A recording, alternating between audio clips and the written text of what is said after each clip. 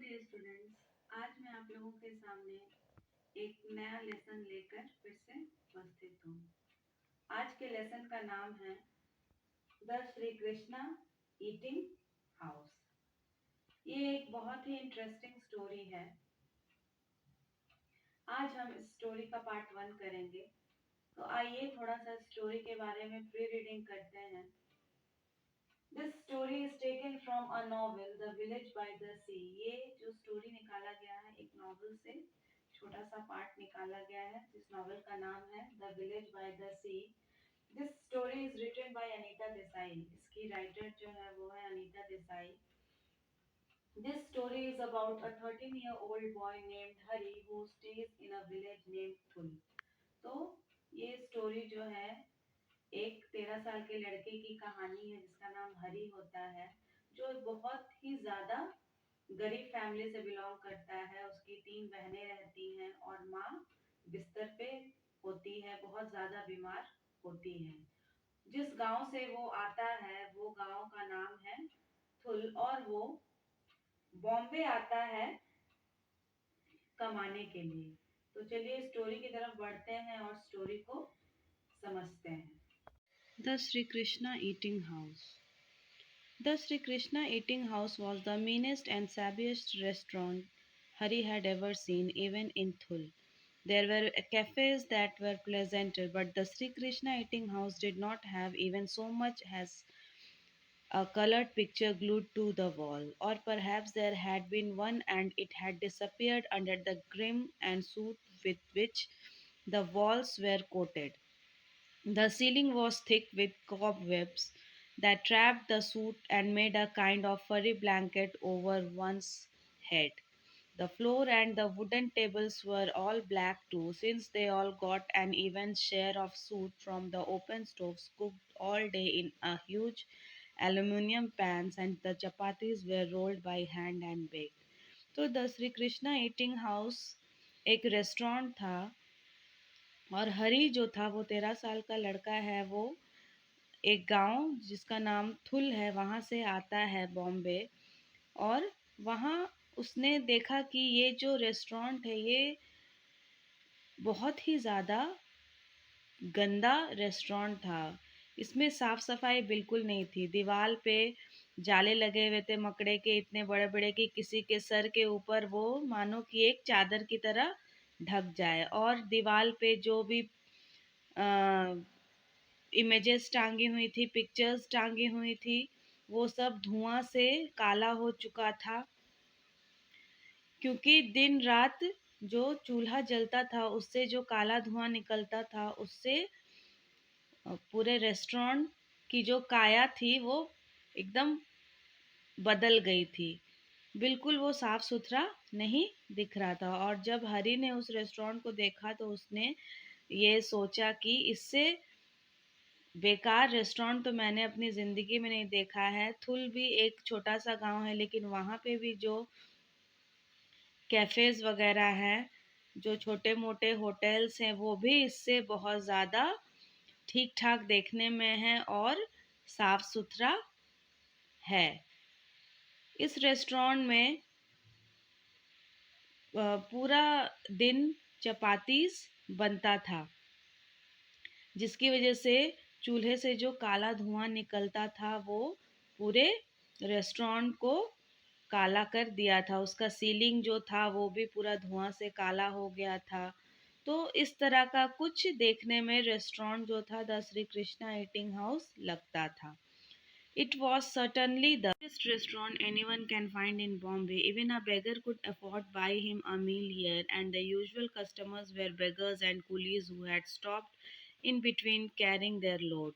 The owner worked hard himself all day, and 2 boys to help him knead the dough in huge pans, roll out the chapatis, and bake them over open fires which they kept lit day and night. तो हरी ने जब ये restaurant देखा तो उस ऐसा मानना था कि ये जो the Shri Krishna eating house जो होटल था वो इतना ज़्यादा चीपेस्ट था। चीप मतलब बहुत ही ज़्यादा कम दाम था यहाँ पे खाने का, कि एक भिखारी भी यहाँ पे खाना खा सकता था। और इस होटल में ज़्यादातर वैसे ही लोग आते थे जो डेली मजदूरी करते थे, जैसे कि भिखारी हो गए या कूलीज हो गए, जिनकी रोज़मर्रा की कमाई होती थी। और जब वो थक जाते थे तो यहाँ रुक कर कुछ खा लेते थे, चाय वाय पी लेते थे। जो होटल का मालिक था उसने 2 लड़के रखे हुए थे अपनी मदद के लिए, जो कि बड़े बड़े बर्तन में आटा को गूंथता था और चपातीस बनाता था। और जो आग थी वो दिन रात जलते रहती थी, क्योंकि वहाँ दिन रात रोटियां बनती रहती थी। When Hari said next morning, after being handed a tumbler of tea and a rolled up chapati without his asking for anything, I have no money to pay for all this food you are giving me. Will you let me work in your kitchen instead? The man considered only a moment, throwing as he thought.